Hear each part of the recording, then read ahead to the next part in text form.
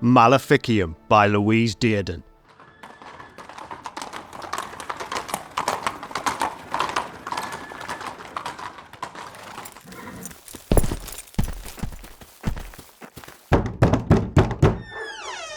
Mary Hawley, you're being arrested on suspicion of maleficium, harmful acts of magic and a crime of witchcraft. Shackle her. No. Stop, no! Search the place. Leave no stone unturned. Be careful, men. One can never underestimate the wily ways of wicked women, such as witches. Be on the lookout for any suspicious amulets and magical apparatus. And you, young woman, shall come with me. What are you doing with my daughter? Where are you taking Stop! Leave her alone. No! You can't do this. She's innocent. Come. No! No! Where are you taking her? Oh. Mary! Mary!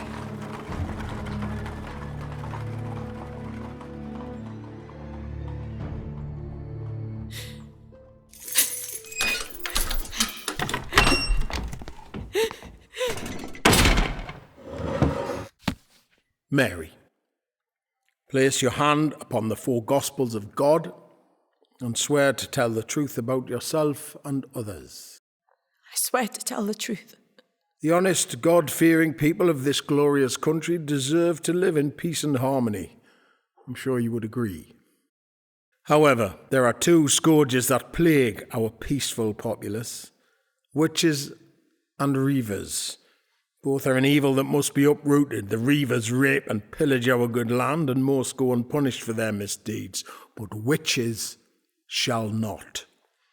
For I have in my grasp the authority to weed out the rot festering amongst us, and I shall do so with all my will and might. Mary, you are accused of witchcraft and sorcery. Do you deny it? I deny it. Have you ever heard talk on the subject of witches, such as their raising of storms or causing magical injuries? I have heard talk. Do you believe that witches exist and can do those kinds of things? I don't know. I don't think so, but I have no knowledge on this matter, sir. Witchcraft is a wicked sin, but it is also a heinous offence. It was declared a crimum acceptum. Do you know what that means? No. It means an exceptional crime which requires the use of torture to extract a confession. It's not going to come to that, though, is it, Mary?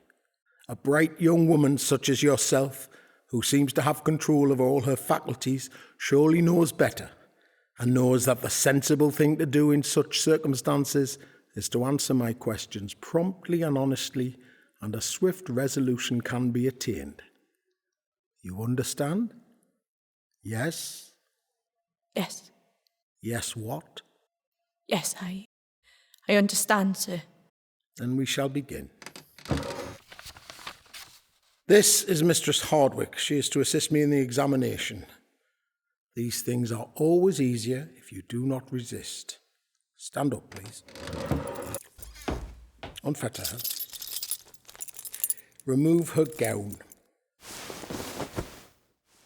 I shall now search the body for marks of the devil. Do not try to hide your body, Mary. The time for shame is long past. I must inspect every inch of your flesh. The devil often leaves his mark upon his conduit. Raise your arms above your head. Shave her. Please, sir, no. I told you this procedure goes with much less difficulty if you do not resist. You're not going to be difficult, are you, Mary? No, sir. After you have shaved her head, shave her body hair. These wicked women have a tendency to hide magical apparatus in very secluded places. And given the serious nature of this crime, we must be thorough. The devil is a powerful being. What nature takes a month to do, the devil can accomplish in an instant. Demons and evil spirits seek to use prestigium, illusion and trickery. Divination, the casting of lots, and necromancy are all the devil's work. The Bible states, "There shall not be found among you any one that maketh his son or his daughter to pass through the fire, or that uses divination, or an observer of times, or an enchanter, or a witch, or a charmer, or a consulter with familiar spirits, or a wizard, or a necromancer. For all that do these things are an abomination unto the Lord, and because of these abominations, the Lord thy God doth drive them out from before thee."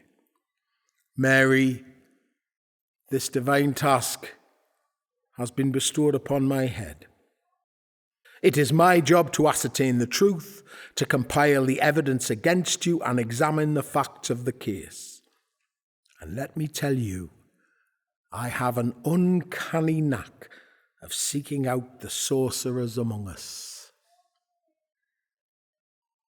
Get dressed and sit. Shackle her.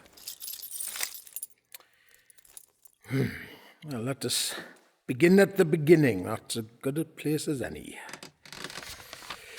In the year of our Lord, 1556, on the 7th day of the 3rd month, you are accused of entering the home of Lord and Lady Ashworth, and upon entering the children's nursery, it is said that you placed a magical amulet in the hand of the male infant child Robert, and in the crib of the female babe Elizabeth, you placed a mystical charm. Both these magical talismans were cursed, as once you left the property, the female babe brought up a revolting bile, and the male infant child was struck with fits and seizures, rendering the child catatonic for some time. You are accused of acts of harmful magic by using invocation of evil spirits and summoning the devil to bring ill will on the Ashworth family. How do you plead to these charges, Mary? I deny it. I didn't do it, sir. I never did. Were you in the home of the Ashworths on the aforementioned date? Yes, I was, sir. And did you give the cursed amulets to the children? I did, sir, but they were not cursed. I made those trinkets for the children as I loved them so. You confess to making magical charms. They are not magical charms, but innocent playthings. I have made many for my own brothers and sisters. Is magic openly practiced in your household? No, not at all. And I have never practiced witchcraft of any kind and never would. And how do you suppose the Ashworth children came to be of this horrifying disposition? I know not. But if you just let me talk to my accuser, I can put this right. It is but a misunderstanding. You shall not speak to your accuser. You are in no position to make demands.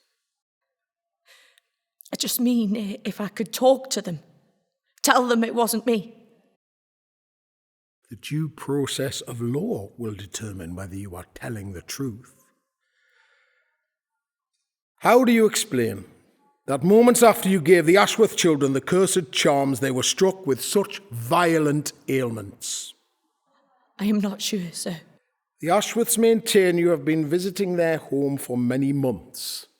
How did that come to be? I was doing jobs for the family, taking care of the animals, housekeeping. They were preparing me to work in the household of an acquaintance of theirs. How was your relationship with the devoted couple? How was their treatment of you? Good. They were very kind to me. There was never a cross word. I began to think of them as family. I put it to you, Mary, that you were envious of the couple, of their life, a life you could never attain, and after suffering from malicious feelings towards Lady Ashworth, you would seek to harm her by destroying her family, starting with her children, the very thing she loved most in the world. Is that the truth? No. It is not. I thought a great deal of Lady Ashworth and was most grateful for all she had done for me. Or is it that you had become infatuated with the Lord Ashworth and suffered lustful feelings for him? No. Absolutely not. Or perhaps the devil used you for his own motives. I ask you again, did you harm the children with cursed magical talismans? No, I did not. I would never harm those children. It has been said, you are a witch. Will you confess it voluntarily? It is not true. I will not confess it. Bring in the executioner.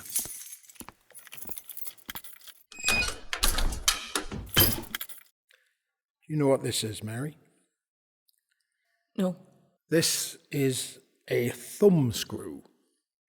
The hands are placed inside the vice, and when this contraption is turned, it applies intense pressure upon the fingers, eventually crushing them to a pulp.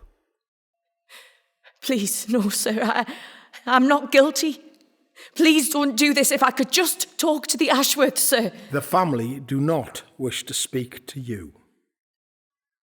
But I am willing to listen to any confession you are to make. I have nothing to confess. Apply the thumb screw. No. No! Speak, Mary, speak freely and honestly, and this will all be over. You shall speak.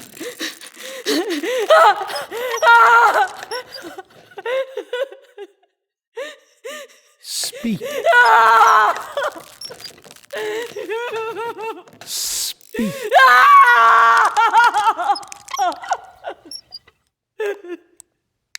Stop.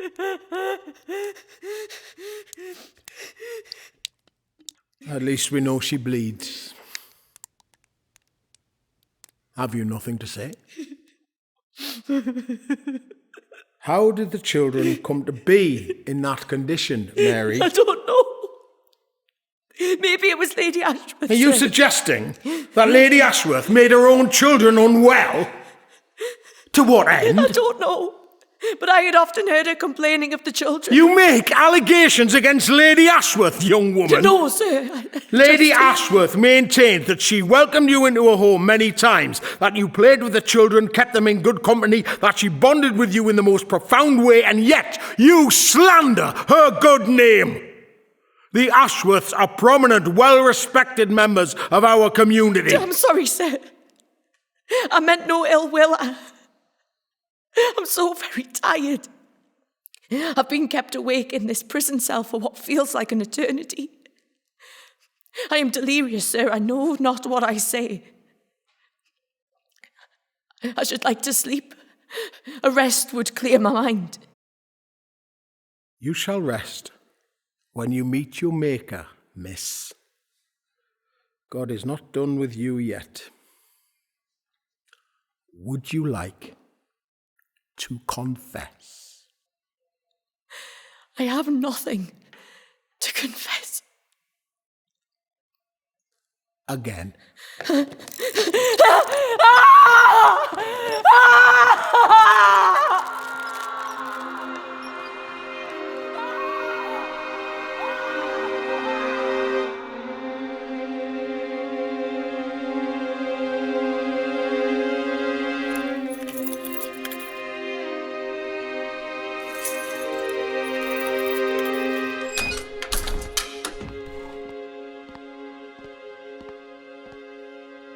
Mary, how are your hands? They are very painful, sir. You have had much time to think. Will you speak your truth today? I have spoken honestly, sir. However much you try and hide from it, there is no escaping the truth, Mary. It shall find ye. Tell me How did you come to practice these devilish deeds? Did Satan himself come to you and lure you? Did he promise you your wishes would be fulfilled if you did his bidding and submitted to his ill will? Who taught you these demonic ways? I'm sure you weren't alone. Who practiced these things with you? Are there others who commit these crimes? You should not suffer alone. Perhaps you could give us the names of your co-conspirators. I see you choose to play the mute once more.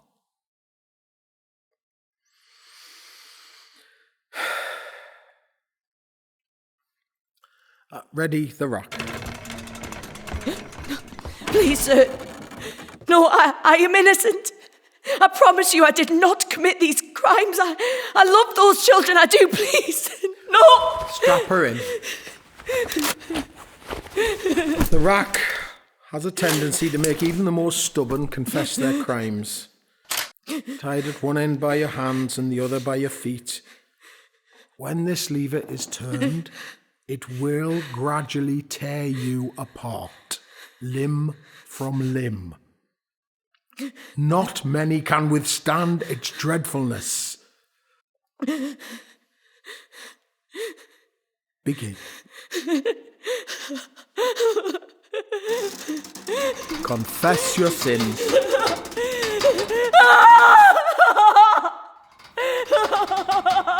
Speak your truth, Mary.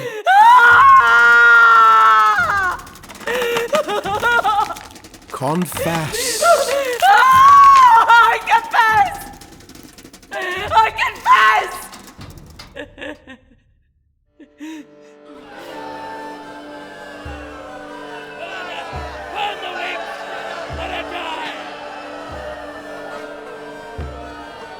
Mary Hawley, you have confessed to making a pact with the devil himself and using harmful magic against the Ashworth family. You have been found guilty of the crime of witchcraft, and your punishment is to burn. Have you anything you wish to say? God save all our souls.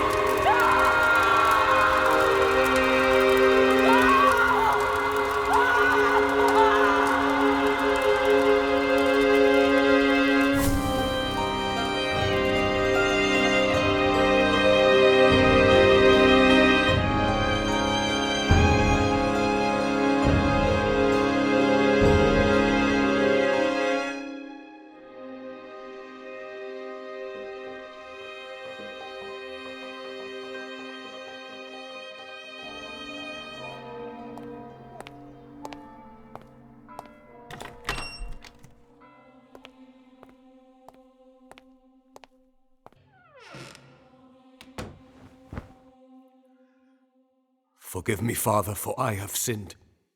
It has been 3 weeks since my last confession. Father, I did commit a heinous transgression for which I need to repent. It has troubled me for some time now, and weighs heavy upon my heart. The girl, the sinner Mary who burned, I did know her well. She began to visit our home. My wife, the kindly woman she is, had struck up a friendship with the girl's mother and did offer to allow the girl to work in our home under my wife's command. The girl,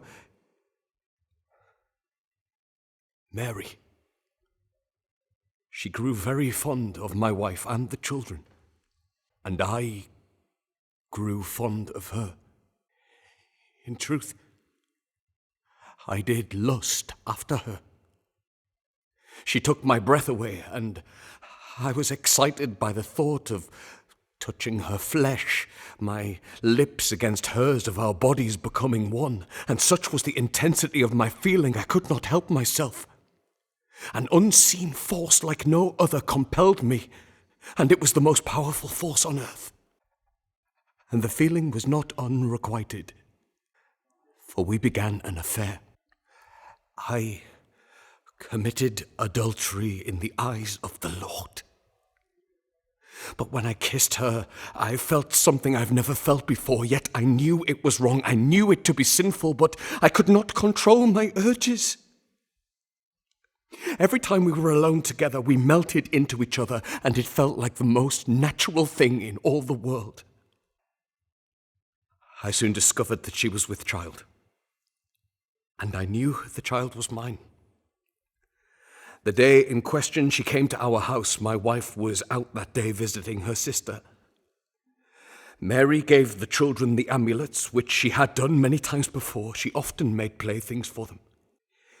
She took me aside and told me the news, that she was with child, and she did confess her love to me.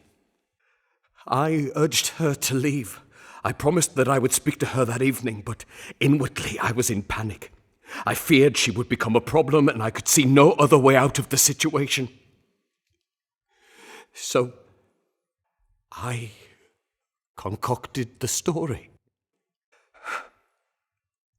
When my wife returned, I informed her of the supposed events. I said Mary had been, and given the children the amulets, which was true, but I lied, and told her the children had taken gravely ill after Mary left. Then I told the most terrible lies about Mary, and appeared most anxious as to convince her, but the whole time I could only feel concern for my own dire circumstances. I was not thinking clearly, and soon this situation was beyond my control. When Mary was arrested, I was only troubled that she may tell them of our adultery. But in my heart I knew they wouldn't believe the tales of a low-born girl like her over myself. I was calculated and cold, prepared to do anything to save my own skin. I did not know myself. Later I learned that she had not given me up.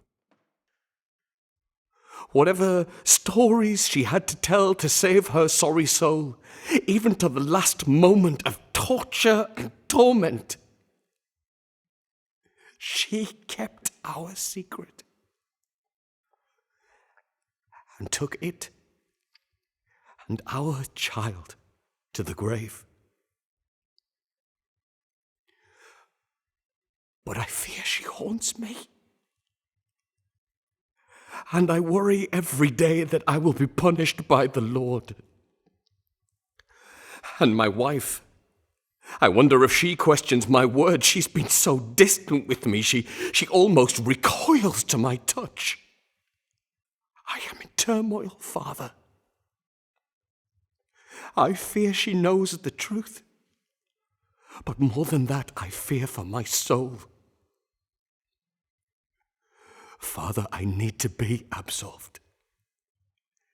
Can I ever be truly forgiven?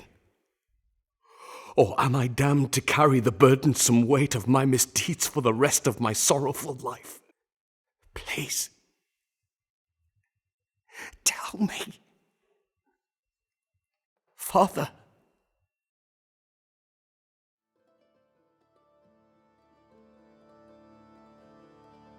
Maleficium by Louise Dearden, part of the Reiver Voices from the Borders initiative.